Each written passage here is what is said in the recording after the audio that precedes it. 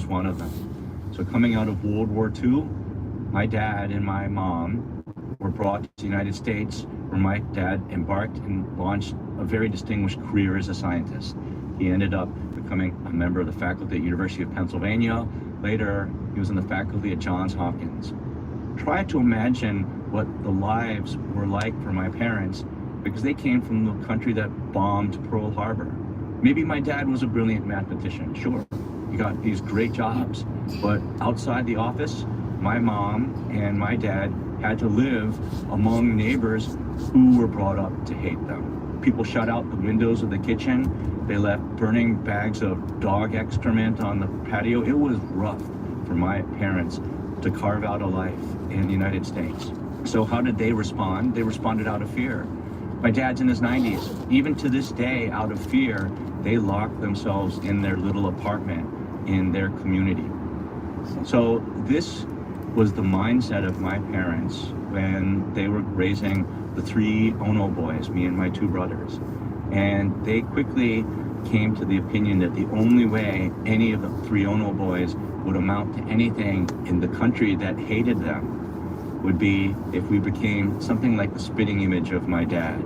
So my oldest brother, Memorial, he went to Juilliard on full scholarship. He's now a professor of performing arts. My brother, also under extreme pressure, well, he's president of the University of Michigan in Ann Arbor, and you're talking to me as a mathematician. The formula worked, but as the youngest of 3, I wanted to be playing baseball in middle school. I wanted to be like all of the other kids in school, rather than being one of the 3 Ono boys. And for the kids that remember us back then, we were strange, right? We were expected to be like perfect students, and I hated it. It's interesting to hear you describe the pressure that your parents were putting on you, because I actually experienced something really similar. My father put tremendous pressure on me, and A was never enough. You know, why didn't I get a perfect score? He would say, you're special, you can't waste your talent. I suspect I was following the same path as you, one where the pressure overwhelmed me. But something really odd happened that changed everything for me. I was a tiny child growing up. I was the smallest in every class. At school, I had thick glasses. I always felt small and powerless. And probably like every kid, I thought adults knew everything. I was terrified of my dad. He would scream at me when I wasn't good enough. And then something changed.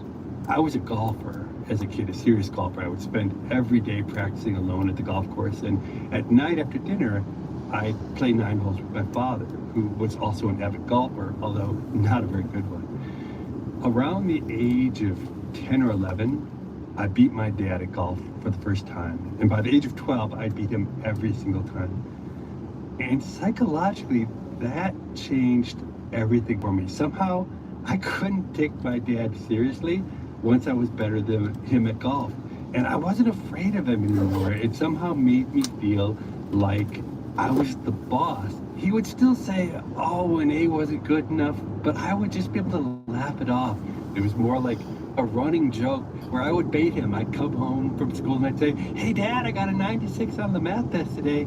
Tori Herman got 100 again. And he would yell and he'd say, Jesus Christ, I'm not paying $6,000 a year to send you to private school to get 96s. But if my dad had been such a terrible golfer, I think my life would have turned out very differently and much worse. I never had that golfing moment with my dad. It wasn't until my 40s that I'd come to peace with all of this with my parents. It's no longer a problem, you know, but this is a difficult thing to talk about. So you never graduated from high school because the pressure was too much? Well, I had to escape. So I was very lucky. My brother Santa, who, as I mentioned, is now the president of the University of Michigan, he helped me out. I went to live with him and work in Montreal. I did a lot of growing up. I cleaned a lot of test tubes at McGill, where he was a graduate student. It's going to be cold all day. The University of Chicago, at least back in the day, was a place where people like me, without high school degrees, could readily go. That's amazing. I would have said that was impossible. That's awesome that the University of Chicago was willing to take a chance on kids who clearly had some talent but were struggling. I know many others. So it wasn't unusual. Had that not been the case, I'm not sure where I would be today. Were there professors you had along the way who encouraged you? The first was a professor at the University of Chicago by the name of Paul Sally. Steve, maybe you knew Paul? Everyone knew Paul. Yeah, everyone knew Paul, the pirate professor. He rescued me. At the University of Chicago, I wasn't a great student. It's interesting when I go back and visit the math department, they have this legend. They think I was someone that I wasn't when I was a student in the 80s.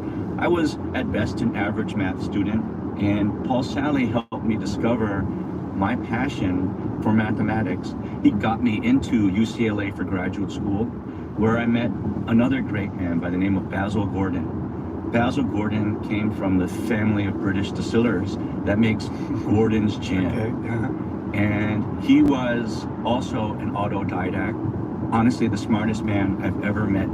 He made his way to UCLA as a professor after completing 2 PhDs at Caltech. One in mathematics, that doesn't come as a surprise, but he also wrote a PhD in physics under Richard Feynman because he just loved learning. We would meet in his house on Saturday afternoons for hours, but usually the first hour would have nothing to do with the mathematics. He would recite poetry. He'd play like a Chopin nocturne on his piano. We would go for long walks on the beach, and then we'd launch into the math. After a few months of this, I'll never forget the day I went to his house in Palisades Avenue, knocked on the door. He sat me down in the front room, and he started reciting Moby Dick. The opening to Moby Dick was really striking. It was about a young man who was in search of self-discovery, and he decides to sail out on the sea to see what life brings his way. And that was the message that Basil explained to me. And then he said, look, doing mathematics is something like a voyage. You don't know what you're going to get. It won't be related to the tests. It won't be related to the papers, but you have to be in the right mindset that you're willing to let it all go, just like the main character in Moby Dick. And as we talk about this now, I don't want to start crying, but Basil Gordon taught me how to love a subject and look for the beauty and not care about what anyone else thought. And I love that in him because he was privileged. He came from... Hear what he said? If you learn to love something, then you can do anything with that. That's the secret. Here? If you love, this is mathematics, you probably hate it. But if you start to love it, then you become, if you don't love what you do, it's not good. That's the secret. See, they know. We're crying, but Basil Gordon taught me how to love a subject and look for the beauty and not care about what anyone else thought. Yeah, and who cares what everybody else because he was privileged. He came from wealth, so he was able to live this wonderful life thinking about mathematics and physics, and he invited me into that mindset. And if there's one lesson I could teach to my students, sometimes I describe myself as someone who thinks like a child. Someone who thinks like a child is curious and isn't worried about what others think. So of course I think about what my colleagues think professionally and my neighbors, right? Do I mow the lawn to the right height? No, but professionally, I needed that freedom, and I learned that from Basil Gordon. He really was a great man. Check it.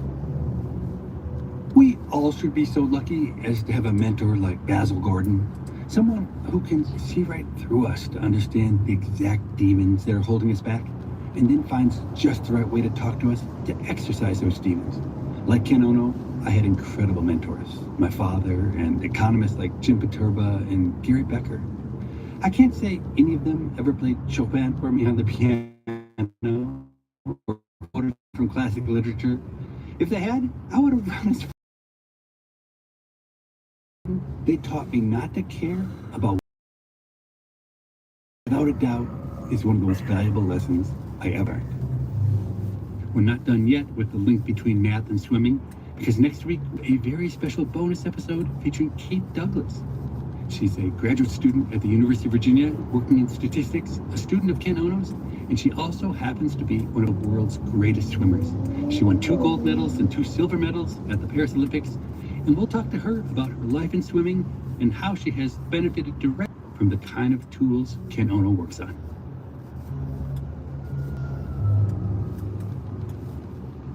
So this is a point in the show where we welcome my producer Morgan on, and we have a conversation. Hi, Steve. A few episodes ago, we had evolutionary biologist Richard Dawkins, and as a result of that conversation, you ended up hosting one of his live events. He's on a book tour right now for his newest book, The Genetic Book of the Dead. You were in DC for that event. How did it go? It was okay.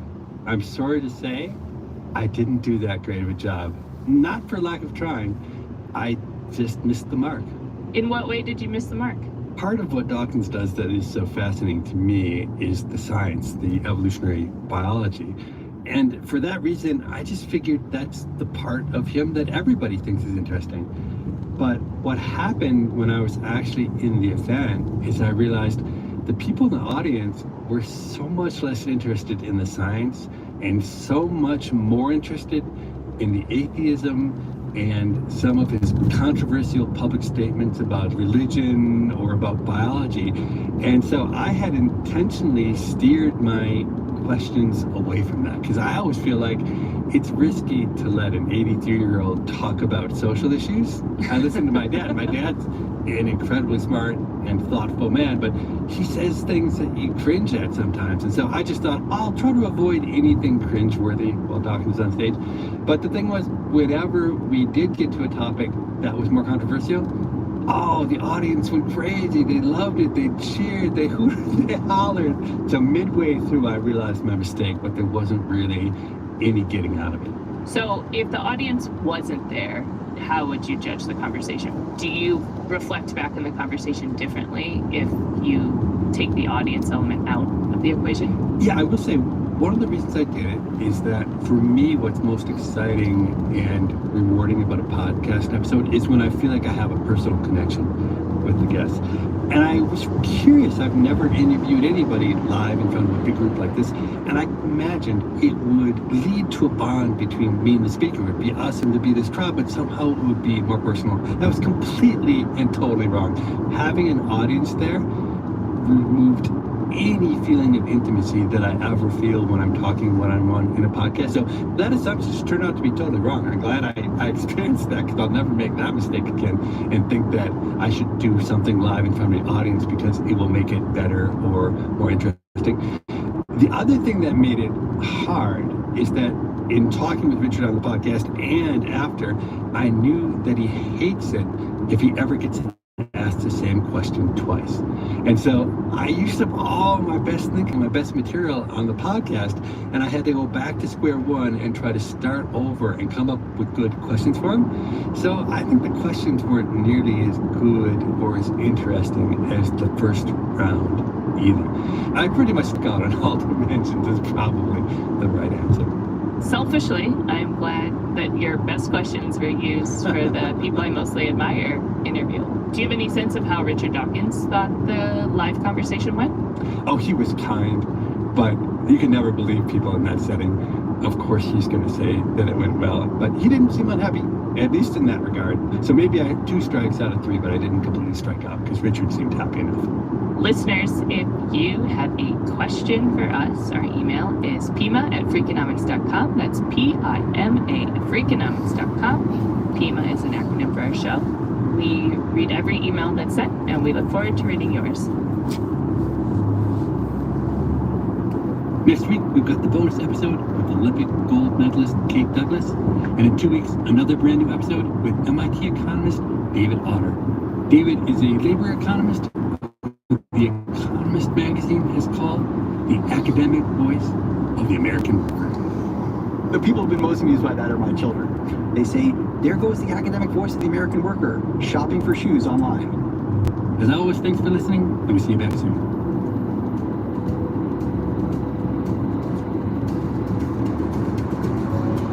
People I mostly admire is part of the Freakonomics Radio Network, which also includes Freakonomics Radio, No Stupid Questions, and the Economics of Everyday Things. All our shows are produced by Stitcher and Renbud Radio.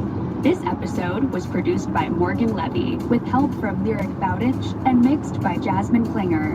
We had research assistance from Daniel Moritz Rabson. Our theme music was composed by Luis Guerra.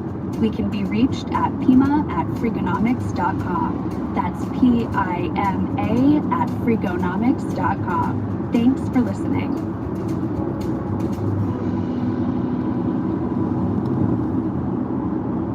Wow. I would have thought you were about my age. I'm 56. I am. I'm just lazier and less ambitious than you are.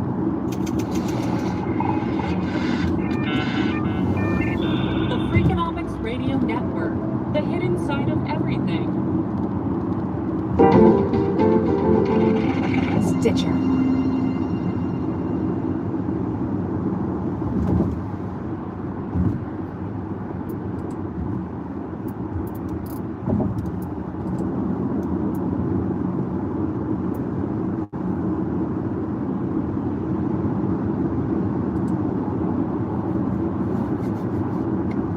She is enough. She's too scared to climb outside. She's too heavy to climb hard. She's only sponsored because she's cute and blonde. These are all things that have been said about today's guest. A guest that throughout her 25 years of climbing has sparked derision with every competition win, insults with every first female ascent, and doubt with every groundbreaking accomplishment. And most painfully, she has been horrifically bullied by climbers, our own community. Misogyny in climbing is something that was surfaced before Voice of the Mountains, and in this case, it wasn't the bully, but the fact that the bully felt supported by his community, our community, that rang the alarm bells for me. It was 2018, and after enduring 8 years of online bullying, culminating in a photo of her face photoshopped No. an obese woman in a bikini, I want hungry. Sasha DeJulian exposed Joe Kinder. Just one. No. Frankly, I've never met a climber that inspires so much disdain, because Sasha DeJulian is one hell of a good rock climber, and in my estimation, there are few sports as tough as rock climbing. The kind of climbing where waiting the first hold causes searing pain in your fingertips, and the shoes you wear are so painfully tight you can only stand to have them on for a few minutes at a time. What Sasha shares with us today is her humanity. And core to the mission of Voice of the Mountains is to show that the best climbers of the world are as human, as emotional, as vulnerable as you are, and as I am. Yes, Sasha gets scared. And yes, Sasha is strong. And yes, Sasha is sponsored by the biggest brands in climbing. And she owns her own nutrition company, and she's a United Nations Goodwill Ambassador. You see the world from your point of view. We all do. The default setting for humans is to be egocentric. That's totally normal. But when a petite blonde climbs better than 99.99% of the rest of climbers, it can bring out the worst of that egocentrism. Protecting our individual egos is what enables the rise of sometimes ugly behavior, including abhorrent bullying. Listen carefully today, and you will hear in her voice how much she cares and how hard she works. Listen to her tone, and you will feel her utter humanity.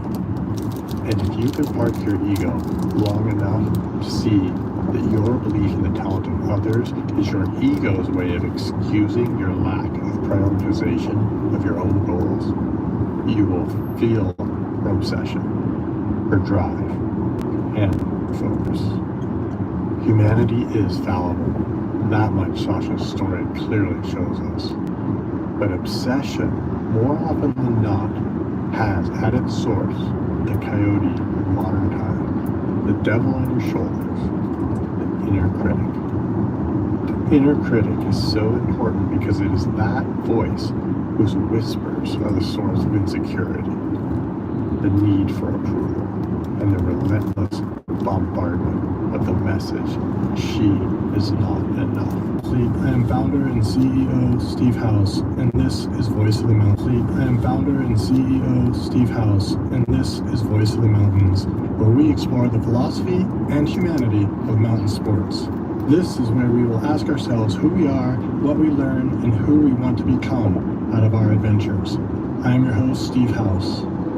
Today I'm joined by one of the most accomplished young climbers on the planet, Sasha DeJulian. Sasha fell in love with the sport at her older brother's birthday party at a climbing gym when she was 6 years old. Within a year, she was competing, and by the time she graduated from high school, she was red pointing 514s. She continued climbing while a student at Columbia University and rattled off several U.S. and Pan American sport climbing championships, adding a world championship gold medal in the all-around in 2011. Sasha has dozens of first free ascents around the world to her name. And however impressive Sasha is on the rock, she may be even more impressive off of it. She's a filmmaker, an activist, and an author. Last year she published her memoir, Taking the Lead, Hanging On, Letting Go, and Conquering Life's Hardest Climbs, which is a poignant, candid, and beautifully written look into some of the challenges she has faced, including a grueling series of surgeries to reconstruct her hips, which threatened to take climbing away from her. Most recently, she was featured in a really beautifully done documentary put out by Red Bull Media House called Here to Climb. And that film touches on so many of the interesting topics that I want to explore with Sasha today. And like so many climbers, Sasha has first-hand knowledge of the sport's inherent dangers and tragedies, which she bravely shares.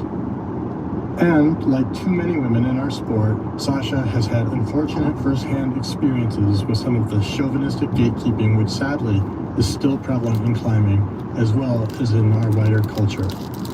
Sasha has navigated these trials and challenges with both grace and self-awareness.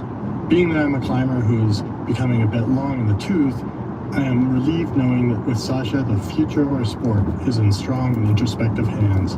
Thank you for being here, Sasha. I'm super grateful for you coming on today. Hey, thanks so much for having me on today. Well, before we get started, I just want to be really honest about why I invited you to be on Voice of the Mountains. One, you've experienced a lot, but I've just long admired from afar how you've managed yourself through all kinds of situations, and I can't wait to ask you some of these questions and hear some of the ways you've processed some of these things. The second one is that you're a lot younger than I am. You're roughly 20 years younger than I am, and I think how you came into the sport and being a woman in the sport gives you perspectives and viewpoints that frankly I just simply can't or don't see. How does that land on you when you hear about those things? Yeah, no, that sounds great. I mean, I've always really looked up to you and your career, so I'm really honored just to chat. And it's natural that there's changes that happen in climbing over even 5 years span. So 20 years, that makes sense that there would be differences in experience as well.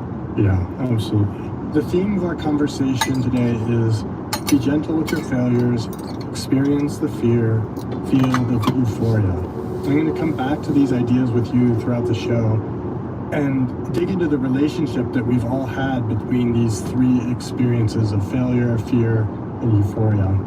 And so anytime that something comes up for you around those ideas, that's the signal to sort of dig in. I wanted to ask you, because I think you're one of the first generations of climbers that came into the sport through the climbing gym and not through outdoor climbing. How do you think that has shaped your perception of the sport differently than maybe my generation where we learned, outside? Yeah, I think that first of all, me getting involved in climbing through a climbing gym shows the wide possibility of climbing's growth and flags why it has really grown over the last 10-20 years. I guess I've been climbing for 25 years now, but the fact that I could grow up in a city and come from a family that knew nothing about climbing, like didn't even